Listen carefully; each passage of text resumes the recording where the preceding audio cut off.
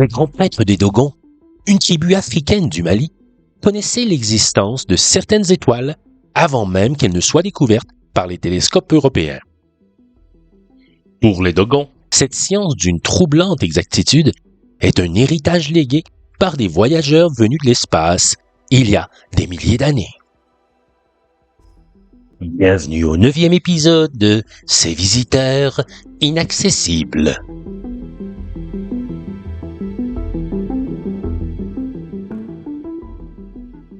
Les 300 000 Dogons qui vivent sur un plateau rocailleux et desséché du Mali sont des oubliés de l'histoire. On ne sait rien de leur passé, sinon qu'ils sont arrivés sur le plateau de Bandiagara entre le XIIIe et XVIe siècle de notre ère. Avant cette période, c'est le grand silence des cultures qui n'impriment pas leur marque dans l'histoire. Et une grande énigme se pose, qui a passionné des générations de chercheurs.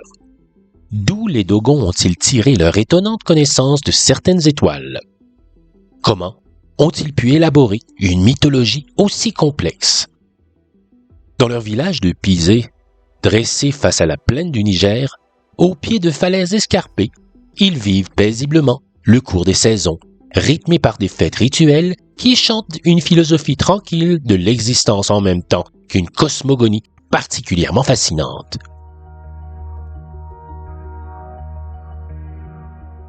La vie quotidienne des Dogons est imprégnée de mythes venus du fond des âges.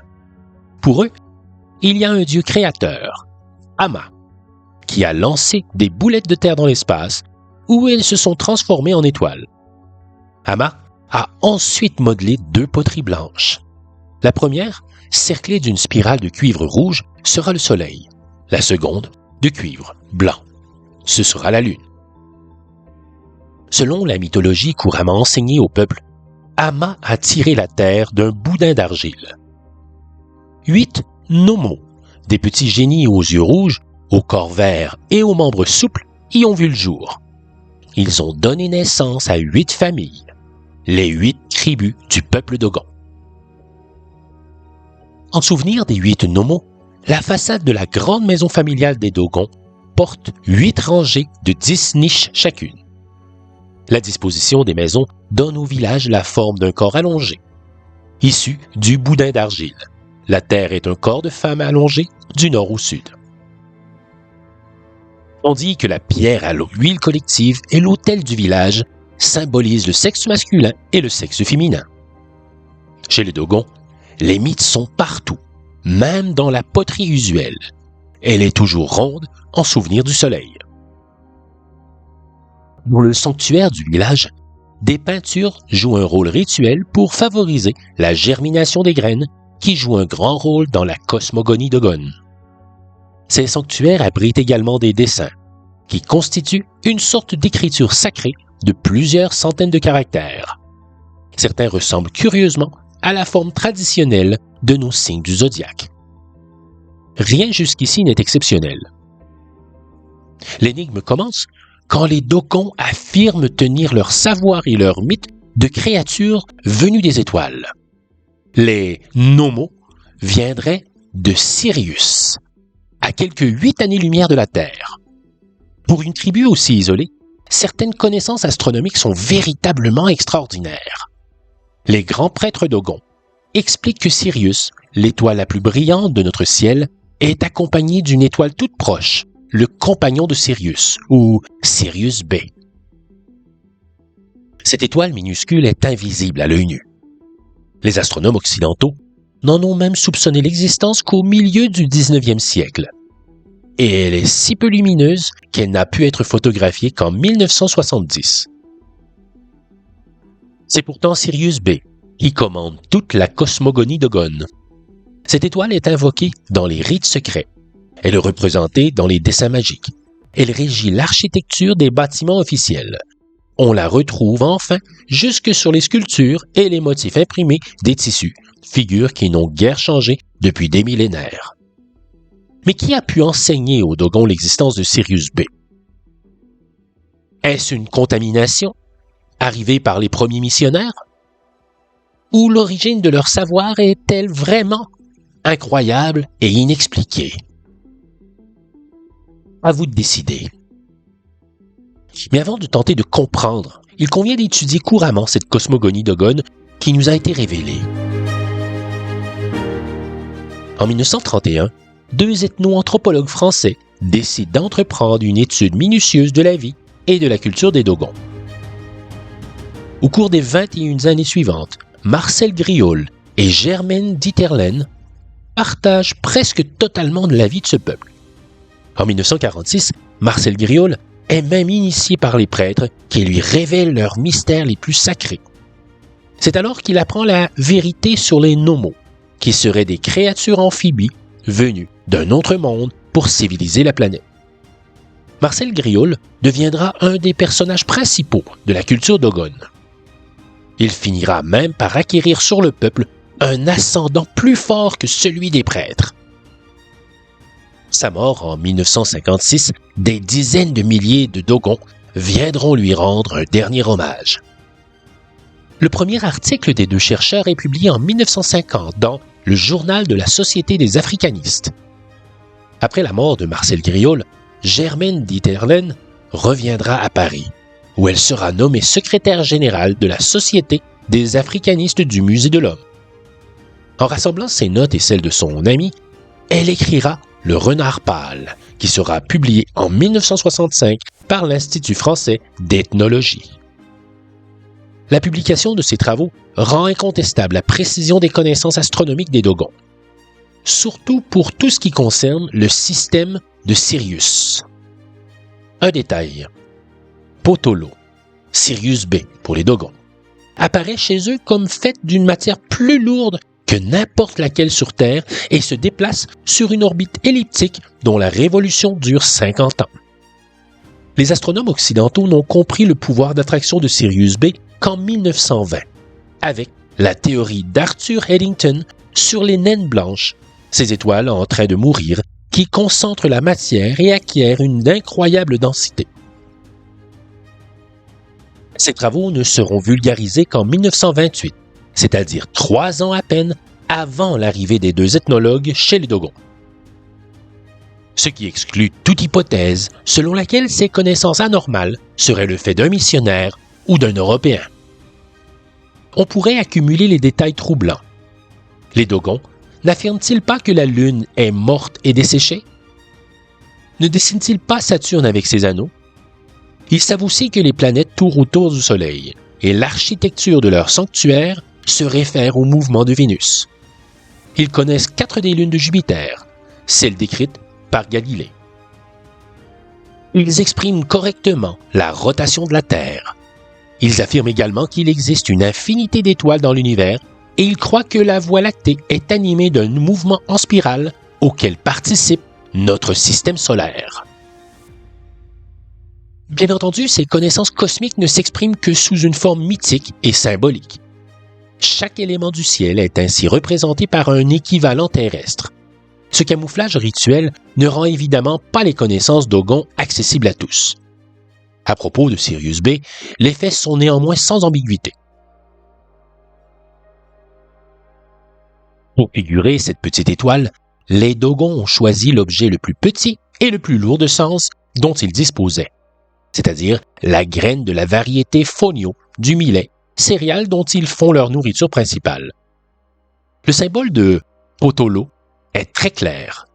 Même réunis, tous les habitants de la Terre ne pourraient pas soulever cette étoile qui est de taille minuscule mais d'un poids considérable. Robert Temple, un jeune Américain fasciné par la culture Dogon, a étudié les dessins rituels de ce peuple. Une figure revient régulièrement. L'ellipse qui peut symboliser l'œuf de la vie, ou n'importe quelle image de fécondité, aussi bien qu'une orbite cosmique.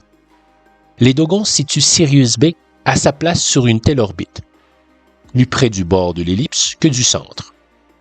Il est évident que, de leur village écrasé de soleil, ils sont rigoureusement incapables de telles observations. Alors, d'où peuvent-ils bien tirer ces ahurissantes connaissances? Les prêtres Dogons sont formels. Des créatures amphibies auraient atterri sur la Terre dans un très lointain passé et auraient transmis de précieux éléments de savoir à quelques initiés, lesquels les auraient à leur tour transmis à d'autres.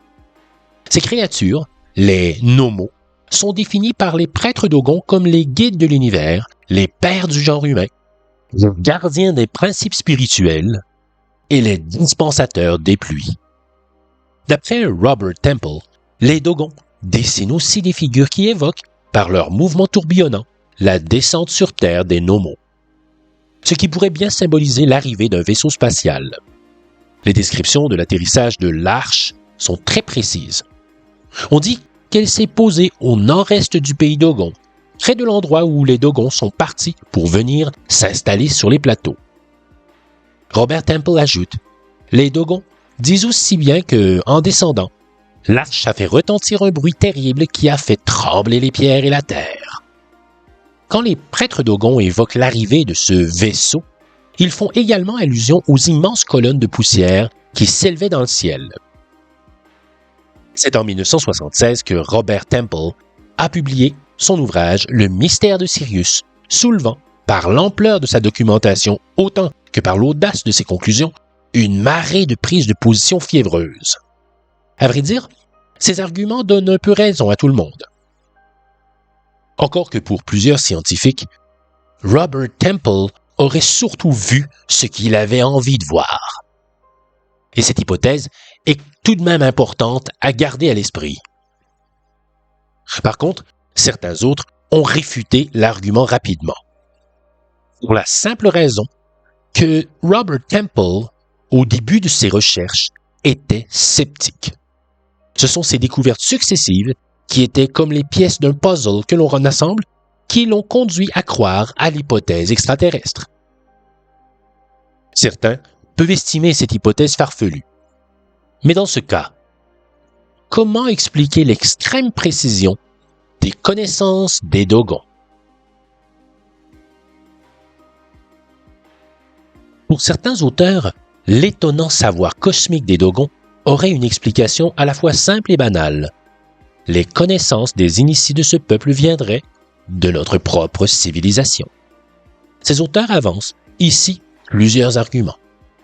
Tout d'abord, les Dogons ont été soumis à l'école laïque dès 1907. Ils auraient donc pu y apprendre des éléments essentiels de géographie et de sciences naturelles. De plus, beaucoup de Dogons ont eu l'occasion de se rendre en France pendant la Première Guerre mondiale.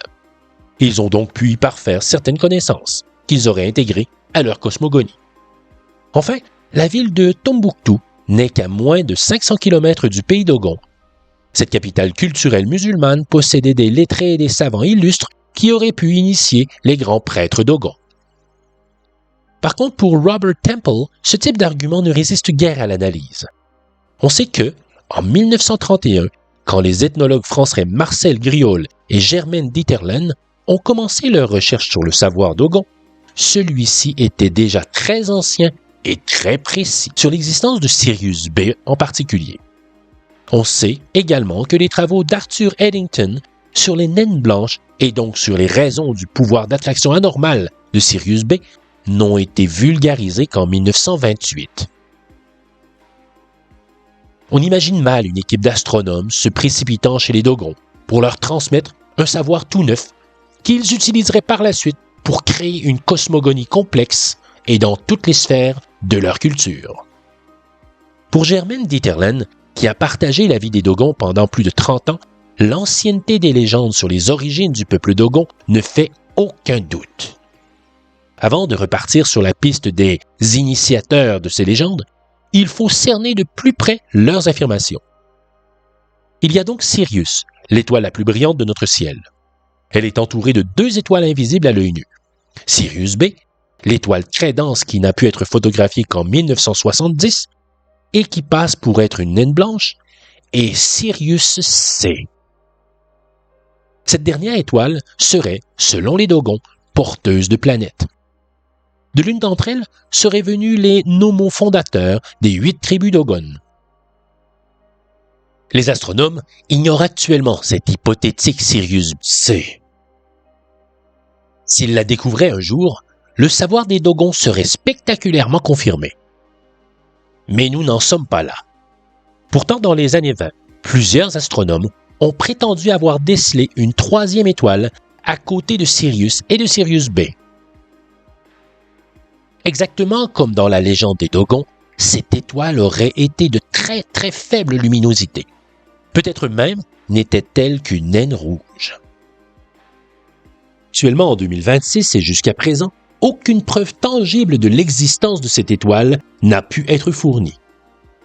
Les perturbations observées dans le mouvement de Sirius auraient pu être attribuées à sa présence.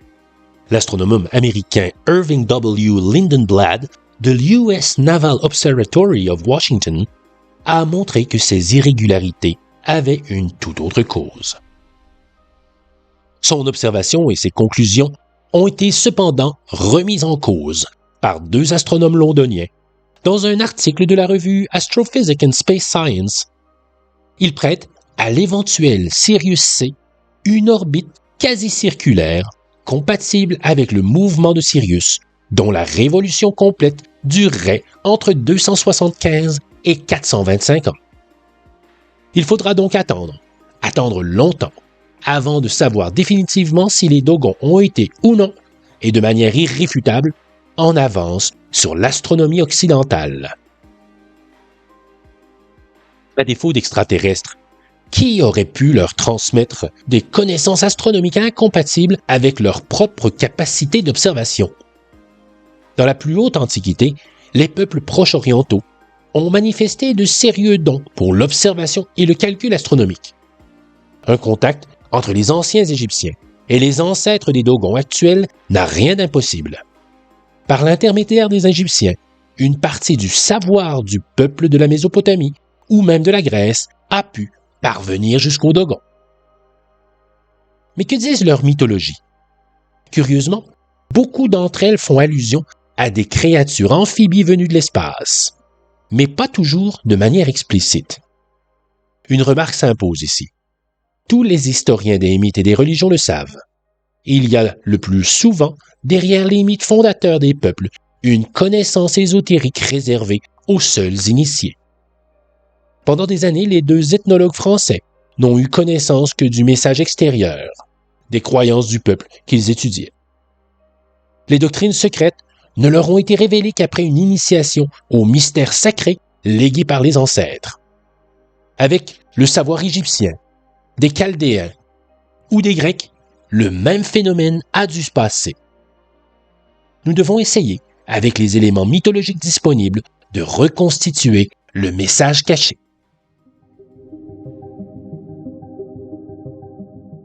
Premier étonnement. Sirius apparaît souvent dans les mythologies antiques.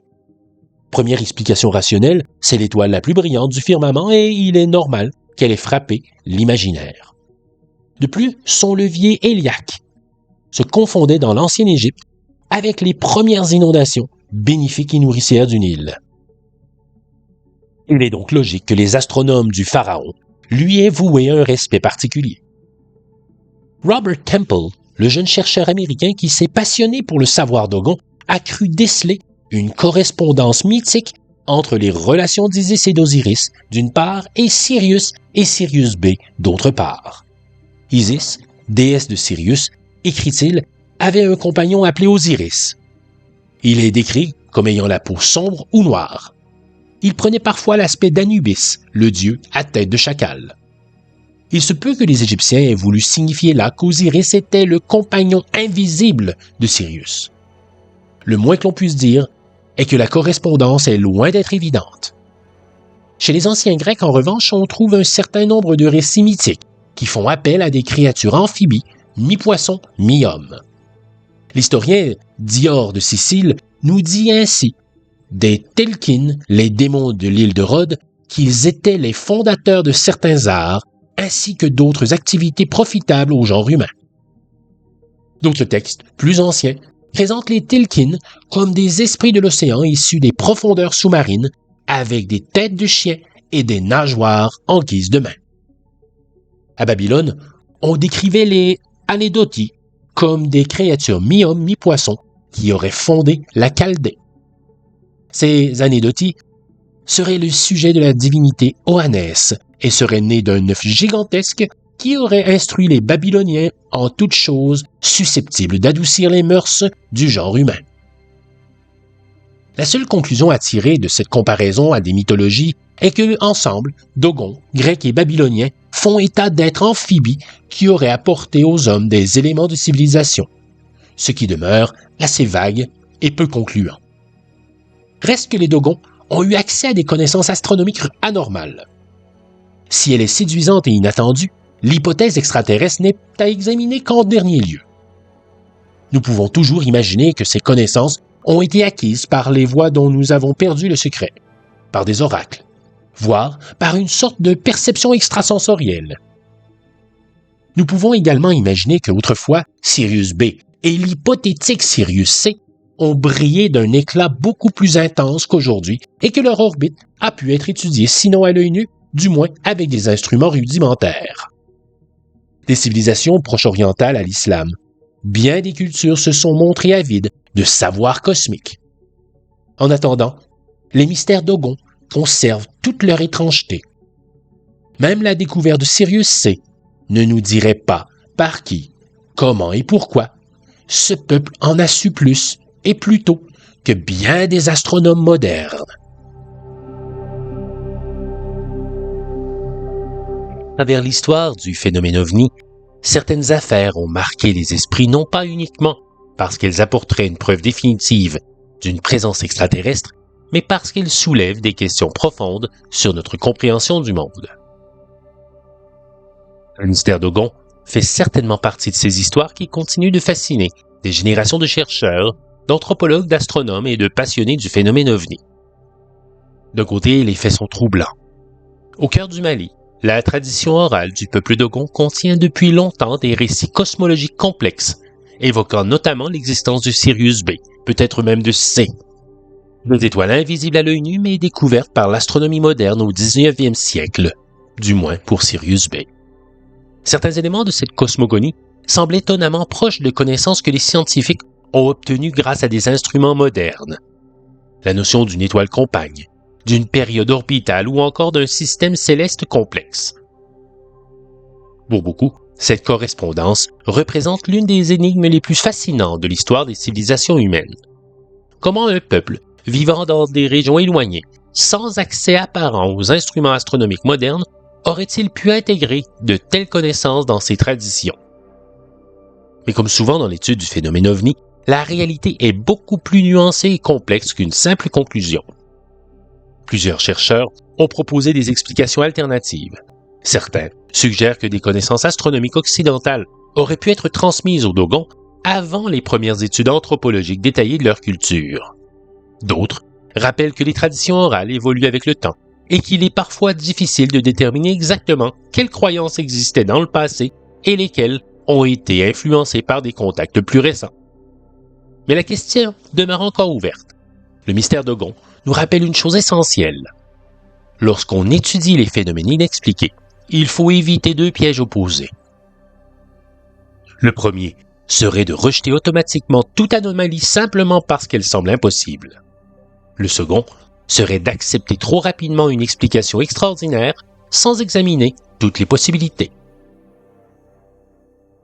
La réalité se situe peut-être entre les deux.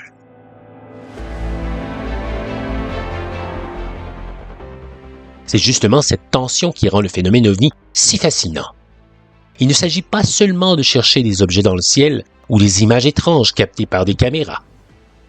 Il s'agit aussi d'explorer les grandes questions que ces histoires soulèvent. Jusqu'où vont les connaissances des anciennes civilisations? Certaines traditions cachent-elles encore des informations que nous ne comprenons pas complètement?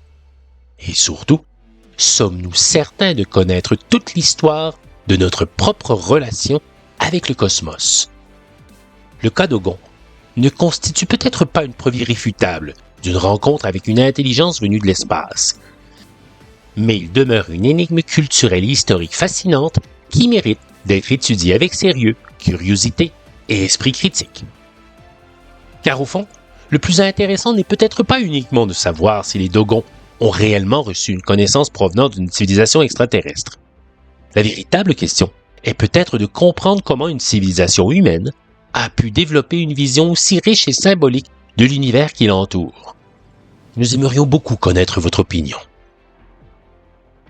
Pensez-vous que les connaissances astronomiques attribuées aux Dogons peuvent s'expliquer uniquement par des échanges culturels et des influences humaines? Ou croyez-vous au contraire que certains éléments de cette histoire demeurent suffisamment mystérieux pour envisager une autre possibilité? Les Dogons ont-ils simplement développé une cosmologie exceptionnelle à travers leurs propres observations et leurs traditions? Ou leur histoire pourrait-elle cacher un lien avec une source de connaissances encore inconnue et presque impensable? Partagez votre avis dans les commentaires. Comme toujours, le débat autour du phénomène OVNI avance grâce à la confrontation des idées, à la curiosité et à la capacité de rester ouvert aux différentes possibilités. Car parfois, les plus grands mystères ne sont pas ceux qui nous donnent immédiatement une réponse, mais ceux qui continuent de nous pousser à poser de nouvelles questions.